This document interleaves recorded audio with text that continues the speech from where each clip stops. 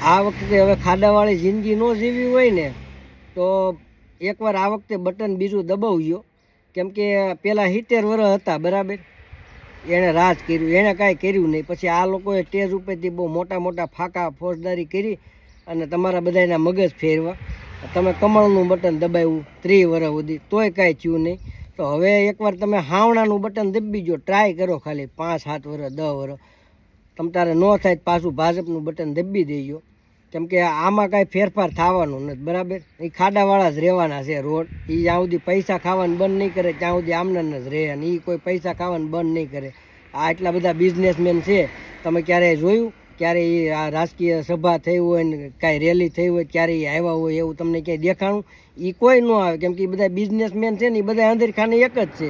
એટલે એને કોઈને ક્યાંય જરૂર જ નથી ક્યાંય ભાજપવાળા મિટિંગમાં જોડાવાની કે આપમાં જોડાવાની. અને મારે એકે માછીને દીકરા નથી, આપવાળાય નથી ને ભાજપવાળાય નથી ને કોંગ્રેસવાળાય નથી.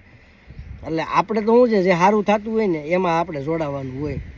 એટલે એ બિઝનેસમેનવાળા હોય ને એ શું કરે, હું તમને સુરતનું જ કહું, બધાને મને જ ખબર જ છે સુરતનું, હું પહેલેથી રહું. એટલે હા, એટલે હીરાવાળાની કંપની હોય, બધા મોટા મોટા હીરાવાળા છે, હું નામ નથી દેવું.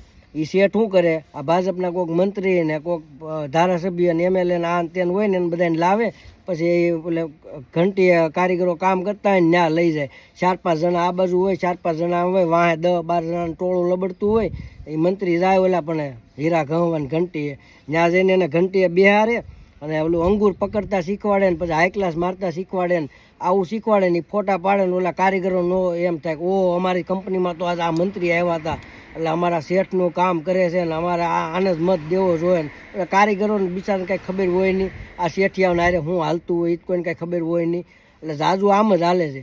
એટલે એ બધા શું કરે કે એ ફોટા બોટા મૂકે, કારીગરો ઘરે જઈને જોવે. એટલે કારીગરોને એમ થઈ ગયું કે આપણા શેઠ આમાં છે એટલે આપણે આમ જ મત દેવાનું છે. એને બિચારાને કાંઈ બીજી ખબર પડે નહીં. પણ એ કોઈ દી કોઈને ક્યાંય એ સભામાં ક્યાંય આવવાનું નથી શેઠિયા કોઈ દી. એને કોઈને કાંઈ જરૂર જ નથી. એને પાસે પૈસા જ એટલા છે, એને માણસો જે થવું થાય, રોડ તૂટી જાય જે થાય, એની પાસે બધા પાસે VIP ગાડીઓ હોય, મર્સિડીઝ રોડીને. એટલે એને કાંઈ રોદાય નથી લાગવાના. તમે સ્પ્લેન્ડર લઈને નીકળો ને એમાં વધારે રોદા આવે, કેમ કે એમાં જમ્પર ઓલા થઈ જાય, ઘાઈ જાય. એટલે આ બધાને કાંઈ ફેર નથી પડવાનો. એટલે આ વખતે એકવાર બટન તમે દબાવો હાવણાનું, અને પછી કદાચ 5-7 વર્ષ પછી સરખું ન થાય તો એ ક્યાં કમળનું બટન હાવ આપણે કાઢી નાખવું છે. એકવાર ખાલી દબાવવાનું, બીજું કમળનું બટન પાછું આજીવન રહેવાનું જ છે. તમને ન મજા આવે 5-7 વર્ષ પાછી તમે કમળનું દબાઈ દેજો, પણ એકવાર ટ્રાય કરો ખાલી. કેમ કે નાના માણસો છે ને એને જ ફેરફાર કરવું જોઈએ. મોટા મોટા શેઠિયા છે એને કોઈને કાંઈ વાંધો જ નથી, એ બધા ભાજપમાં જ રહે ને આજીવનની જેની સરકાર છે ને એમાં એ જોડાઈ જાય. જો હમણાં કાલ સવારે આપવાળા આવી ગયા ને તો એ બધા આપમાં વયા જાય. કેમ કે એ બધાને અમુક આ શેઠિયા હોય ને એના કૌભાંડ હોય, એટલે બહાર ન આવે ને એના માટે એને એ કરવું પડે બધું. હવે આપણે એમ ગણ્યું તો ચેતર વસાવા 2-2.5 મહિના હતા કાંઈક જેલમાં છે બરાબર. હવે કયો ભાજપનો ધારાસભ્ય આ 30 વર્ષની સરકારમાં કેટલા ગુના કર્યા તો કોઈ જેલમાં ગયું?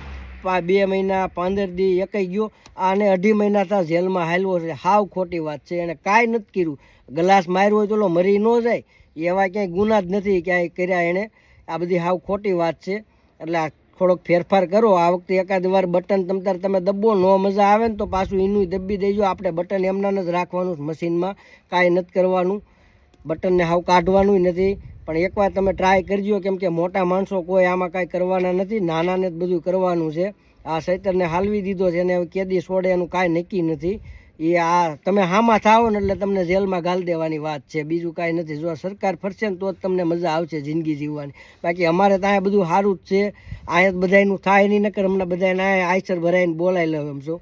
એટલે ત્યાં તમે સવો તો થોડું સારું કરો અને બધા ધ્યાન દો થોડુંક. બીજા કોઈ નહીં દે, મોટા માણસો કોઈ ધ્યાન નથી દેવાના, તમારે જ બધાને દેવાનું છે. એટલે આ વખતે એકવાર ટ્રાય કરજો બરાબર.